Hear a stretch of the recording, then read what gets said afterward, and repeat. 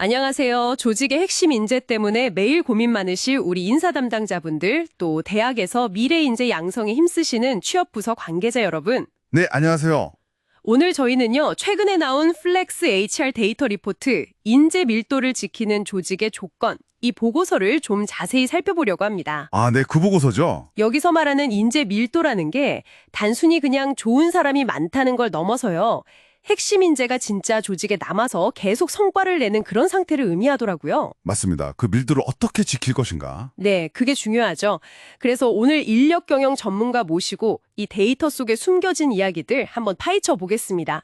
여러분 실무에 바로 적용할 만한 그런 통찰을 얻어가시면 좋겠습니다. 네, 반갑습니다.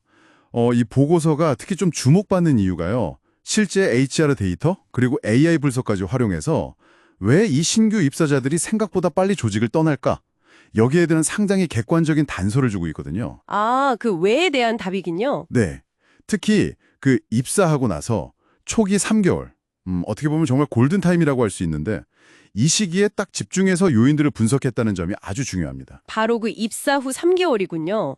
저도 보고서 보니까 첫 1년 안에 나가는 분들 중에 거의 절반, 41.6%라고 하던데 이 시기에 다 떠난다는 거잖아요. 네, 41.6% 정말 높은 수치죠. 이게 그냥 단순히 온보딩 프로그램 잘 만들면 해결되는 문제일까요? 글쎄요.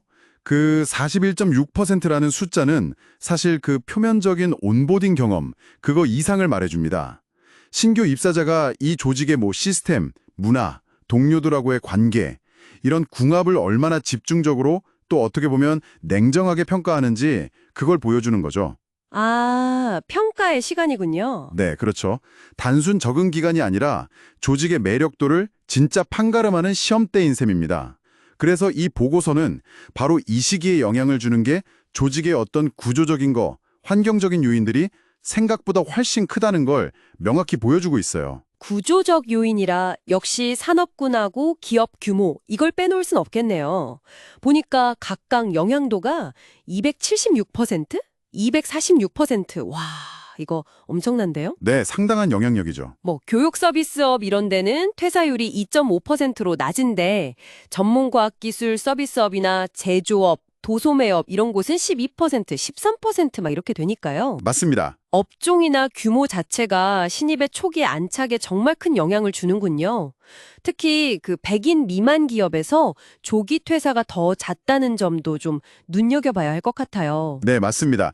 그 데이터는 소규모 조직일수록 오히려 더 체계적인 온보딩, 그리고 명확한 소통 채널, 이런 게 얼마나 중요한지를 역설하고 있습니다. 그냥 가족 같은 분위기, 이것만으로는 부족하다는 거죠. 그게 다가 아니군요. 네. 그리고 또 100명에서 200명 사이 이렇게 좀 빠르게 성장하는 기업들은요. 소위 말하는 성장통 관리, 이게 인재 유지의 핵심 과제가 됩니다.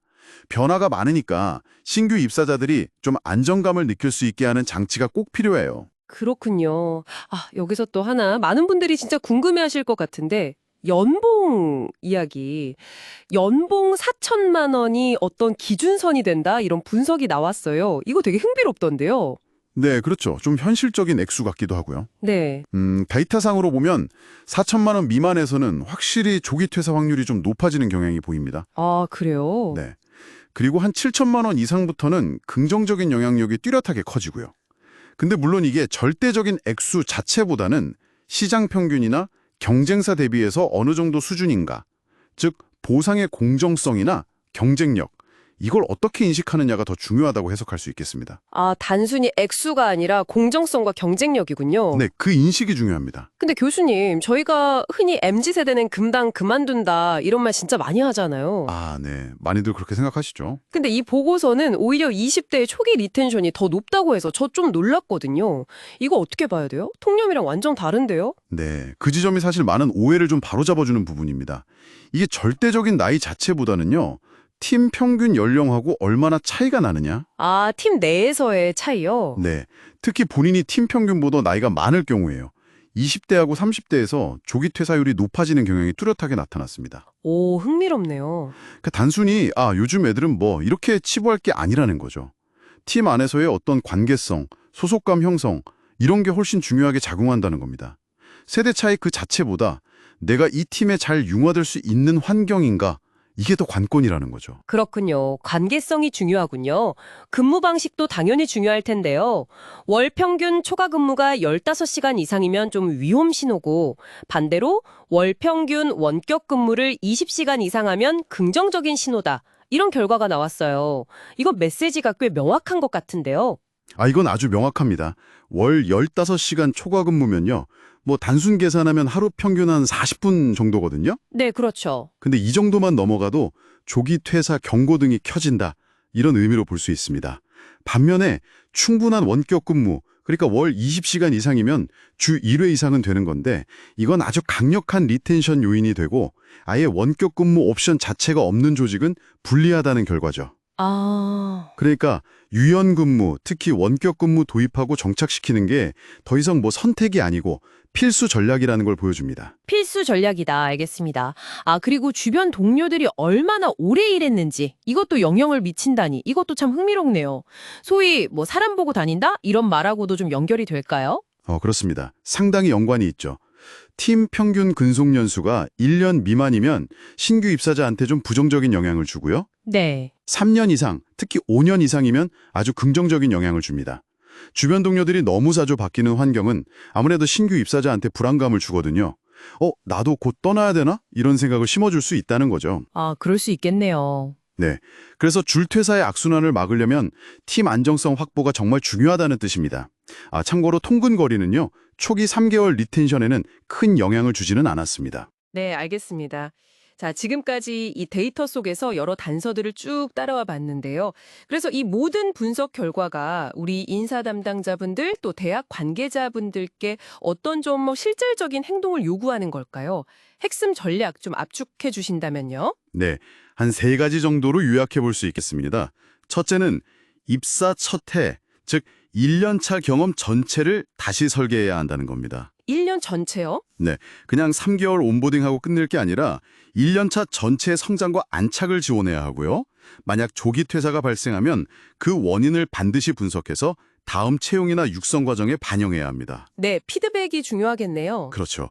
둘째는 총보상의 경쟁력을 확보하고 유연성을 강화하라는 겁니다.